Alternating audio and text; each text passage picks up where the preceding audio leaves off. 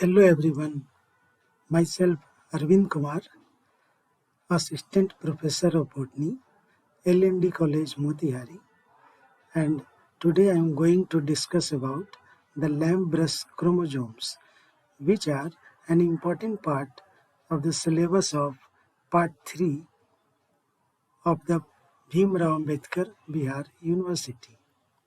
So before starting the topic of Lamb-Brush chromosome, let me first of all introduce to you as to what is a chromosome. So the next question arises as to what exactly is a chromosome. Chromosomes, as all of you know, are generally rod-shaped, filamentous bodies present in the nucleus, which become visible during cell division.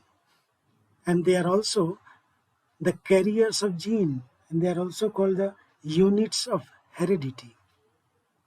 Chromosomes generally are not visible during the active nucleus stage because at that point of time the nucleus contains high amount of water, but the chromosomes are clearly visible during the cell division. Chromosomes, actually these are composed of thin fibrils called chromatin or chromatin fibers. These fibers, initially they are very thin and long, but when the division phase starts, these undergo folding, coiling and supercoiling. And during the prophase of the mitosis or meiosis, they become progressively thicker as well as smaller. Therefore, chromosomes become readily observable under the light microscope during the division phase. At the end of the cell division, on the other hand, the fibers uncoil and extend as fine chromatin threads which are not visible in light microscope. Now the chromatin, these are actually complexes between eukaryotic DNA and the proteins, and they actually contain twice as much protein as DNA. So the percentage of protein is almost double to that of DNA.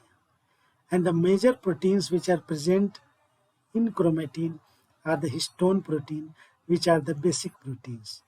As all of you know that DNA is a acidic material, its full form is deoxyribonucleic acid, and it readily attaches with a basic protein called histones.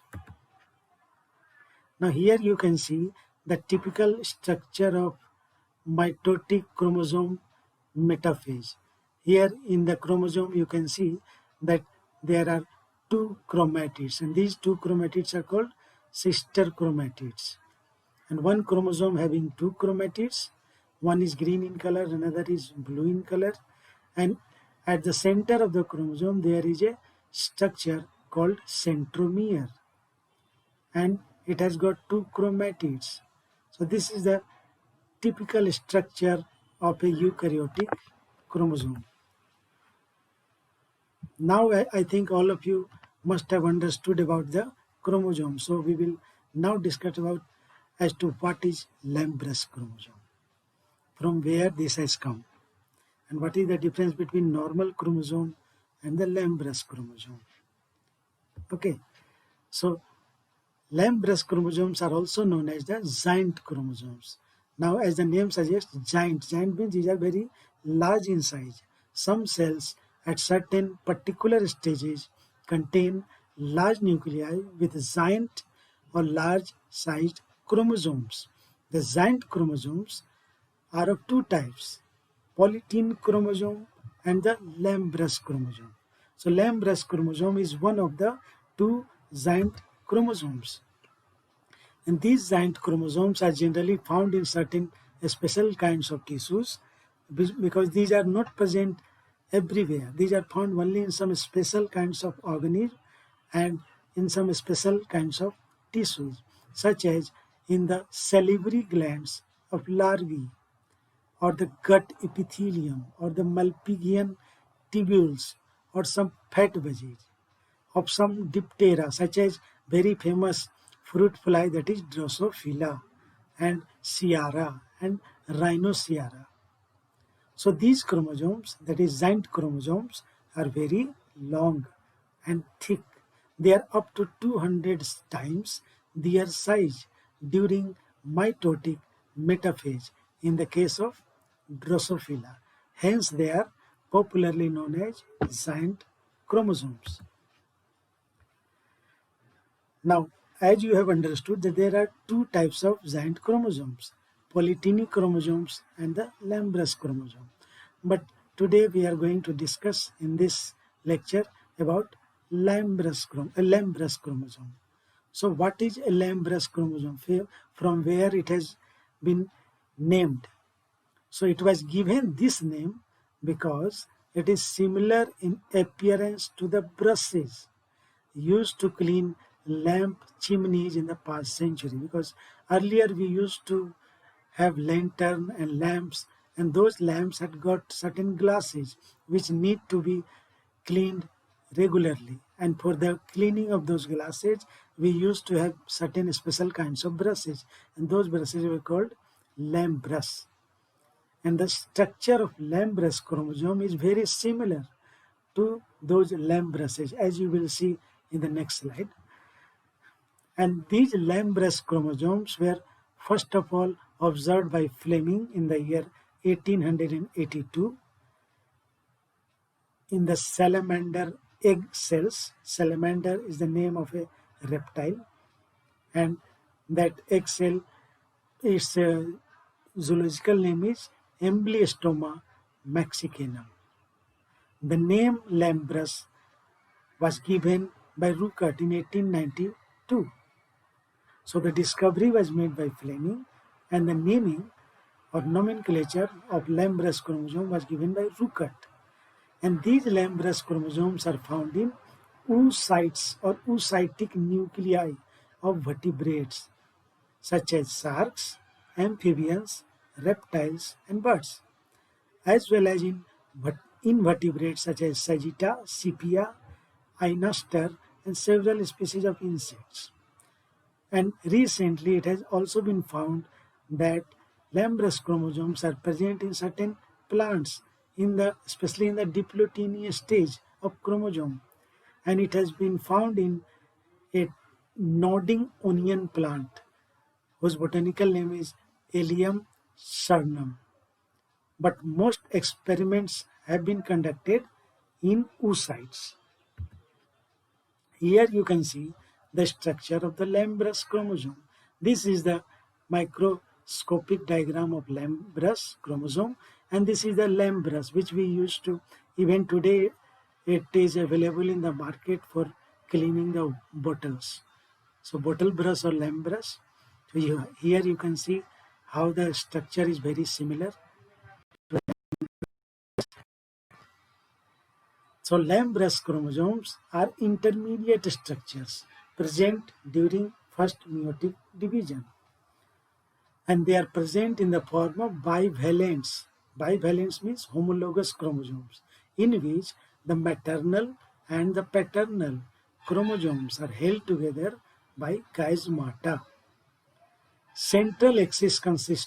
The central axis of Lambrus chromosome consists of two bivalent homologous chromosomes, each with two chromatids. So altogether there are four chromatids. So it is made up of two homologous chromosomes, and each homologous chromosome has got two chromatids. So total four chromatids. Each chromosome has several chromomeres distributed over its length, and these chromomeres, from each of these chromomeres arises a pair of loops emerges in the opposite direction, which is vertical to the main axis of chromosome. And generally, there are 1 to 9 loops which may arise from each chromomere. Now here you can see there are two chromosomes.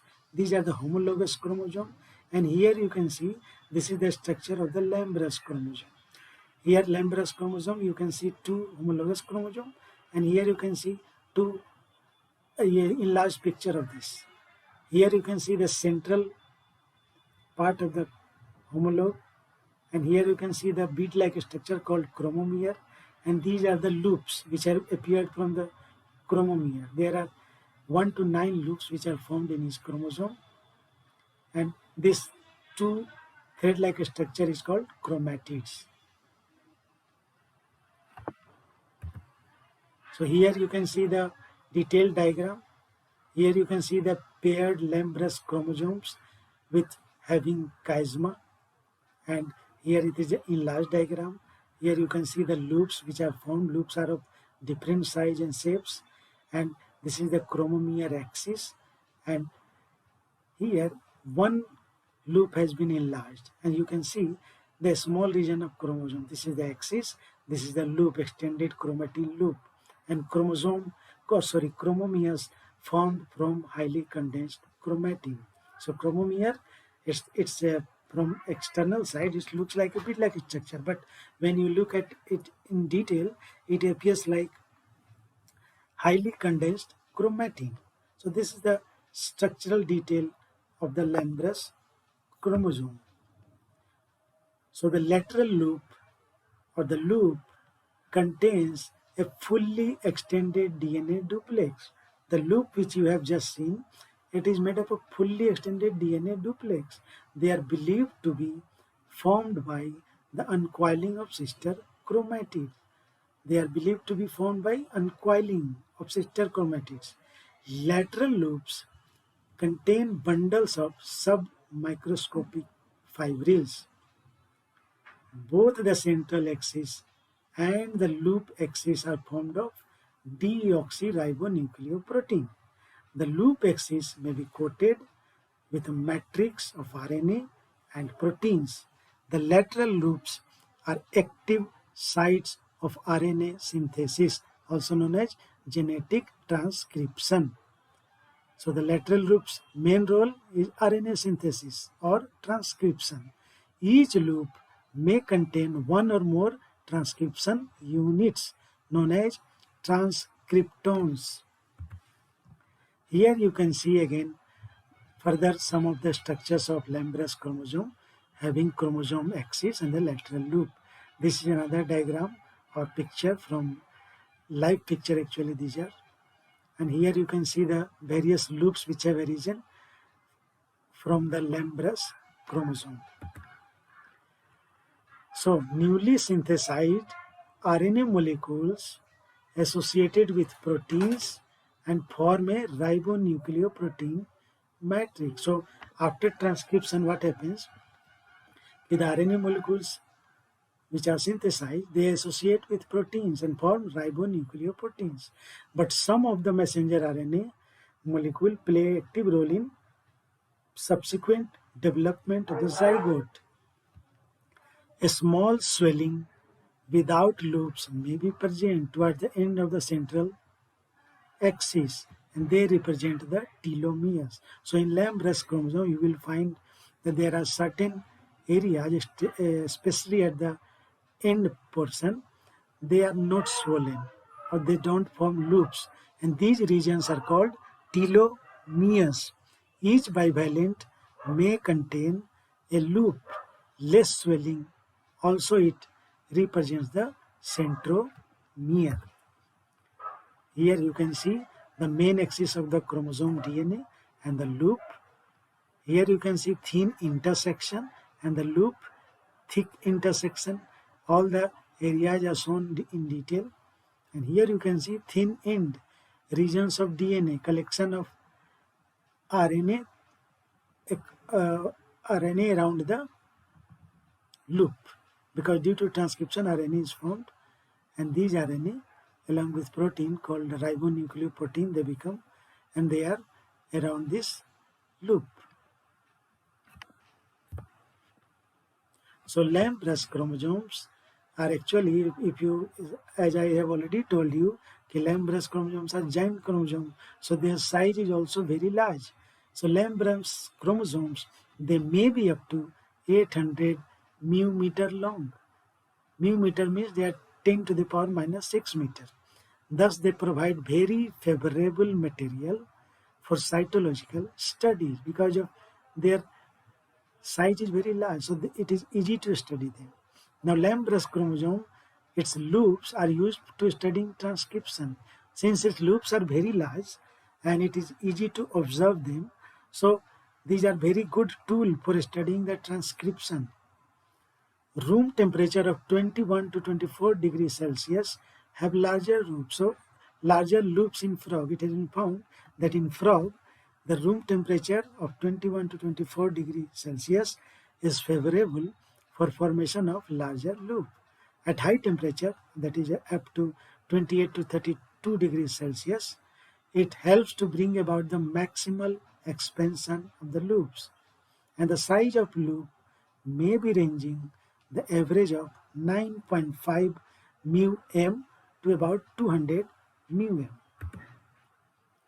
These are some of the advanced photographs of Lamb-Brush chromosome.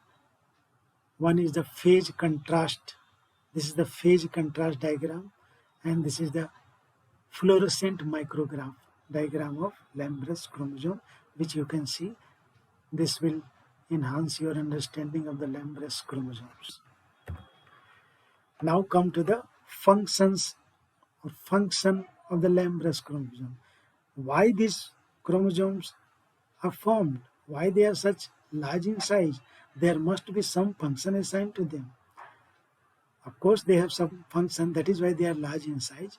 So now we will discuss about the Lamb-Brush chromosome and its function. So first function that is assigned to Lamb-Brush chromosome is that they are believed to govern the synthetic activities of growing oocyte. As all of you know that oocytes or egg cells, these are cells which are very large in size. They store large amount of food. So for that, they require large amount of protein. That is why they have got large size chromosomes which can produce large amount of RNA, and through RNA they can produce large amount of proteins. So the first function of Lamb-Brush chromosome is synthetic. That is, they are believed to help in the synthetic activity of growing oocyte. Now the next function of Lamb-Brush chromosome, it is suggested that they are actively involved in the synthesis of RNA, proteins, and deuteroplasmic reserves. There are various reserves, or called yolk, which is also known as deuteroplasmic reserves, which are present in the egg cells or oocytes. So the synthesis of RNA, proteins, and deuteroplasmic reserves are also promoted by Lamb-Brush chromosome. Now the next function of Lamb-Brush chromosome is, it is thought that the possible way of gene amplification which is required during the growth phase of oocytes can be completed with the help of Lamb-Brush chromosome. The possible way of gene amplification. That is another function of Lamb-Brush chromosome. So with this, I think I have covered all the parts which are necessary for the students of graduation. Thank you very much.